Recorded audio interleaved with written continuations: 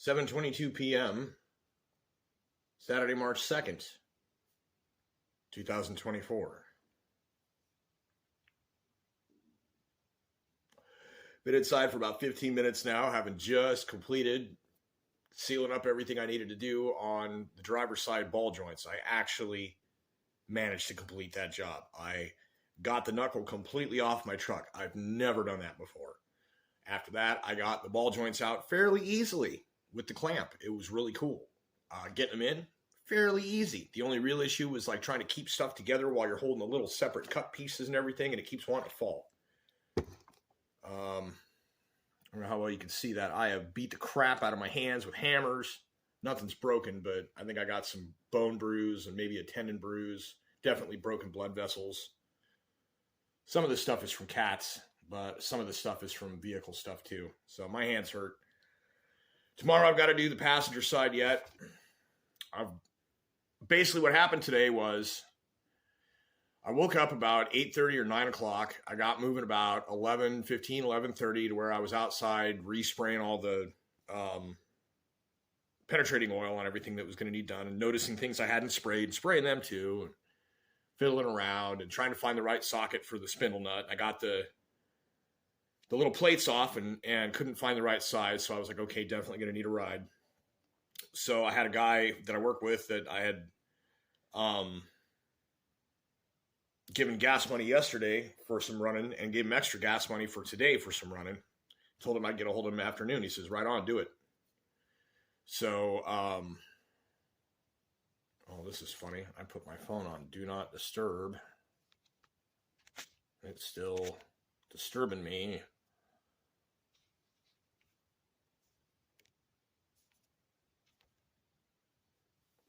Just turn off the internet. That's easier. I put it on Do Not Disturb, and it immediately sends me a notification for YouTube. That was why I put it on Do Not Disturb.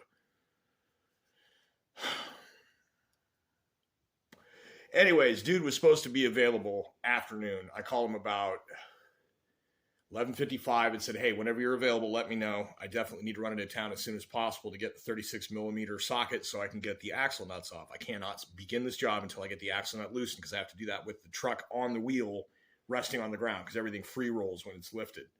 So it's got to be on the ground so I can torque this thing off. And he takes like half an hour to get back to me or something. And when he finally does get back, he says, yeah, my kidney stone's acting up. He's been telling me about this business where he'd had 80% of one kidney removed because there was a mass that may or may not have been cancer in it. And the other 20% piece that's left keeps getting kidney stones, and he keeps having a lot of pain, and he keeps getting, he's got like Vicodin or Percocet or something that he's been taking when it gets bad. And I was like, that stuff's even worse for your kidneys. Just saying, And so half hour after I got a hold of him, he gets back and says, yeah, I'll be there in a little bit. An hour after that, I still hadn't heard anything, and I texted him saying, are you going to make it? Meantime, I called a friend of mine, also coworker, different guy, said, hey, what are you doing? Well, I texted him, said, hey, what are you doing? He says, actually, I'm taking my old lady to the Dune movie tonight. And I was like, okay, well, I may need a ride later. I don't know. Give me a call when you get out of it. Turned out wasn't necessary. So I'm standing around waiting. He can't help me. Dude, it's supposed to help me, ain't answering. I don't want to call the boss man. It's Saturday. He works a busy week. I don't want to do that. So I walk over to the neighbors and see if maybe they got a 36 millimeter socket or would take me into town. Instead, they say, hey, we got a spare car that our son takes to Galesburg every week when he goes to work. If you want to take that to town and back, go right ahead. You'll let me borrow a car? Okay. So having had the better part of my sunlight and warm weather time to be working on this wasted, managed to get into town. AutoZone was willing to refund the parts based on my name and phone number without needing a receipt, but they didn't have enough cash on hand to do the full refund. So I got one caliper refund and the core back. And maybe tomorrow afternoon or evening, I'll go in and try and do that on the second one and get that back. Once I get done with the passenger side ball joints, I can, of course, take the tool back, gain another $160. So between that and the second refund and everything I got stacked up, I should have enough to get tires for the truck. At that point, I think it should be drivable. I still need to get the frame looked at to see about if there's a way to weld some support on there or something. And I happened to notice while I was underneath fiddling around today that I think the inner tie rods may also need replaced. But I don't know. When I get underneath of it tomorrow, I'm going to see if I can't fit the boots up all the way and maybe they just popped off. So anyways, I got back from all that, right? I was trying to get started. I was like out there at 11:30, right? And here it is, 3:30 in the afternoon. And I'm finally back home with some extra cash in my pocket, the 36 millimeter socket, and have got some food for my tummy. Even though it's still gurgling right now, my stomach's going nuts. I'm going to have to eat. I've burned a lot of energy today. And I got a soda. So I finally get back. Gassed up their car, too, for like filled them up for let me borrow it. So I get back, 36 millimeter nut, get it on the thing, breaker bar, breaks. All right, cool. Next one. Well, that one I had to wedge the tire. It breaks. Cool. Broken loose. We're good. So I get the spindle nuts off. I get the sway bar links off. Now, the thing with the sway bar links is on this kind of setup, it's easier if you do them both. And so the one was going to be really easy to get, and the other one was kind of being a beast. So I got the one loose, and then I went ahead and loosened the other one. And once I had them both basically separated, it was like, everything fell out. No sway bars attached. Okay, cool. So then I get around. I take on the driver's side, I got the sway bar link out completely. You have to separate the ABS sensor cable from all the little spots that it hooks in, and then there's a jumper you unplug, and you can get that cable kind of out the way. You take the tie rod end, loosen it, pop it out, swing that out of the way. Now you have full swing without any issues on the knuckle. So then after that, I've got the spindle nut off. I'm getting with the 15 millimeter, and there's 6 bolts on the axle, the front axle. Once I got that thing cracked loose, easy peasy, it comes off, and dink, dink, dink, and it comes right out. So I got that sitting on the ground underneath of it. Now we're down to just the knuckle and the brakes. And so I get the brake brackets, the caliper brackets off, take the whole unit. And I was like trying to figure out how I'm going to hang this thing and keep it from having, the overpressure. Whatever. It turns out the hose on this thing is long enough that you can set the caliper on one end with the hose up, and you've got actually plenty of extra length holding it. So as long as it doesn't fall, you have no stretch, no twist, and no bend. So then I just get a bungee cord and hook on so that it's on, just hanging from very loosely from the sway bar so that it's not going to tip and fall. And it sat like that for hours, and it was great. So then I get the disc off because I got the caliper and the bracket off. Now I'm down to just the knuckle. So I get the, 18 millimeter on top, and I think 7/8 on the bottom, or 24 millimeter, I don't know, something huge on the bottom, and got them loosened. And of course, the trick to it is that you leave them on the end just in case when you get them, loose. Now, while I was on my trip into town getting my 36 millimeter, I also picked up what's called a pickle fork. And what that is a ball joint separator tool. It's a big old 2-prong fork with a wedge shape that gets wider and a long handle, and it's all metal. And you stick it in the spot, get it right in between where this is the screw, the bolt thing that the ball joints have that operates and moves like this. And you get that fork in like this, and by the time you get to the point where it's here, and it goes conk. So I managed to, with some doing, and of course this was all a learning process because again, I've never done this before. Today was the first time I did ball joints. Got the top loose. It was a little pain in the butt getting the bottom. Made it a lot easier by having the jack underneath the control arm and can raise and lower things and get them in the right angle. And eventually I went to the porch and got my splitting ball. So I got an 8-pound sledgehammer available, right? And I'm taking this big old meaty hammer and this kunk, kunk, kunk, honk, honk, and I get it wedged in, and I can get back and get some real hit with it. And finally, complete, the bottom comes, and I'm like, yeah! And so I get it unscrewed and all figured, and knuckle comes out, and that thing weighs probably, 20 pounds? It's interesting. Set that to the side. So I got to figure out how to get these ball joints out. So I get the clamp, and of course, I'm constantly re-soaking with penetrating oil. And finally get it set up, and of course it's fiddly. I keep dropping the clamp. Half of the bruising on this hand has to do with the C-clamp being kind of over this side while I'm holding it, and then I'm trying to get it in place or whatever, and the whole thing slips and tips over and hits me over and over. So I finally get all this loosey-goosey bullshit together and on, and I'm like about ready to do the bottom. I'm like, I got no room to do it because of the top. So then I undo everything because I'm like, I guess I'm doing the top first. So I got the top out. The top one has to go up. The bottom one has to go down. So I get the top one out, and it takes a second. I finally get it, and when it finally broke, it was like kaplunk, and I was like, oh, I think that was it. And then it starts getting easy, and I'm just like, yeah, cool. I'd take it all back off, and there it is, out of the way.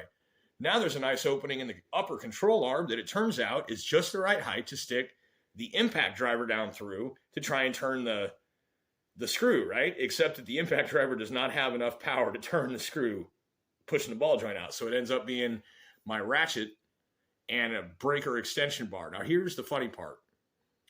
When I was trying to get the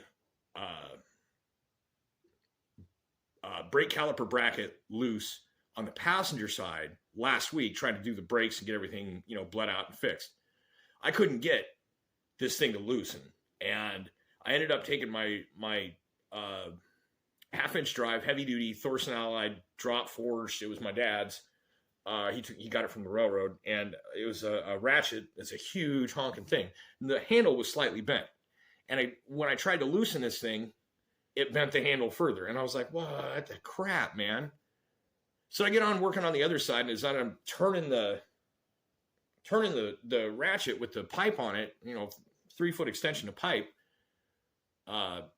turning this thing like a breaker bar, getting the clamp going. And as I'm doing it, it doesn't occur to me until after I get it back out that as I was doing this, it actually bent the handle back into straightness. The handle on my ratchet is now perfectly straight because it was inside this pipe. That's the amount of torque we're dealing with, right? So anyways, I got the bottom one out. Put the bottom one in, put the top one in, got the knuckle kind of balanced on my knee up into place, get the jack underneath of it and raise it up so it's in the right angle. And I finally get the nut started on the top one, and then I can fiddle with the bottom one, get everything in place, and then I can get the impactor on the bottom and zip it right up. And then using that ratchet on the top, and I finally get everything tightened up and up, right? So then the ball joints are in, and I'm standing there in disbelief, like, did I really just do that? Am I done with this? Is that the thing I needed to do? So I'm like inspecting and looking and watching and whatever. I'm like, okay, well, I think that's about it. So, brake disc, caliper bracket, get that back on, get the brake hose bracket locations screwed back in, get the cable back up into place and connected and pop the last connector, get the sway bar link in. Before I get the sway bar link in, I'm like, oh shit, I better get the axle. So I get the axle up on it, and I do the every other, opposite side star pattern to tighten it. I get it all in. It was fairly easy, not really any difficulty. When I get to the point of having replacement front shafts for that, it's going to be super freaking easy to do. So I get the axle back in, I get the nut on it, tighten it in, at least as far as it goes on where it was at. I'm going to have to, once it's all said and done, and I can't take the wheels off or anything else yet. It's still on jack stands. Once I get done with the other side, and then I can get the sway bar links tightened in. And once the sway bar links are both put on both sides, got to wait until the end. I got the one in and just started it and left it at that because it gives some play for the other side. So once I get the both sides put in, when I'm done on the other side, I'll be able to tighten them all up completely, and it'll be completely done on that side. I get the jack stands out from under it. I get the 36 millimeter on the axle nut and really stand on it and torque it down. And at that point, I can jack the car back or truck back up, take the tires off, go to town and get new tires. Now I'm going to have to take the tool, like I said, once I get the refund on the rental for the ball joint clamp and get the return on the 2 calipers that are still waiting to be returned, plus the money I have, should be more than enough to get tires. Now, I don't think I'm going to be able to do this in time to get to work Sunday night. So Sunday night, I'm still going to have to probably miss, but I should, by the end of Sunday, fingers crossed, all things hoping and praying, I should be able to have tires and ready to go by the end of Sunday, if not by Monday. Now, I stopped by the auto mechanic where my car's at, just in case my car was unlocked, and I did happen to notice that the car has been pulled forward from where it was. So I don't know if they pushed it or what the deal was, but it was parked behind a Happy Joe's car, so obviously they've had to move vehicles. Not really sure if they're just putting it on a flatbed, pulling it around with something, I don't know. So we're going to find out there. But the car was locked, so I couldn't get the receipt. And then luckily, AutoZone didn't have an issue getting the returns. They did, in fact, have my last year's purchases still on it. So that's where it stands. Tomorrow, I'm going to get up early-ish. I'm going to go out again, try and before noon even, beyond those ball joints. It should really only take me about an hour, hour and a half to do these ones this time. I may have to take the caliper off without the bracket leave the bracket on, depending, which would be a little extra weight on the knuckle, but it won't really be, you know, a terrible, terrible thing. I still can do the job. So, that's where it stands. Hopefully tomorrow, early to mid-afternoon, I've got the ball joints done, get everything on, get all the final tightenings and everything else. And I mean, I'm definitely going to take it for a test ride either way, but it's probably going to be too bumpy to drive it to town to get the tires. It would be nice to be able to do that, but I'm not sure if that's really in the cards, because some of this excessive uneven wear is like really bad. And if I've got all this new parts on it, but it's still like blah, blah, blah, blah, blah, blah, like I'm just going to wait. You know, I'm going to get the tires off, take them in the backseat of a car with a cargo blanket on the seats or something, and do it that way. So yeah, that's where it is. By Sunday evening, if not Monday in the early afternoon, my truck will be 100% ready to go, as close as it's going to be at this time. Should be safe to drive at that point. Certainly is legal because I've got the tags, and by Monday I'll have the insurance.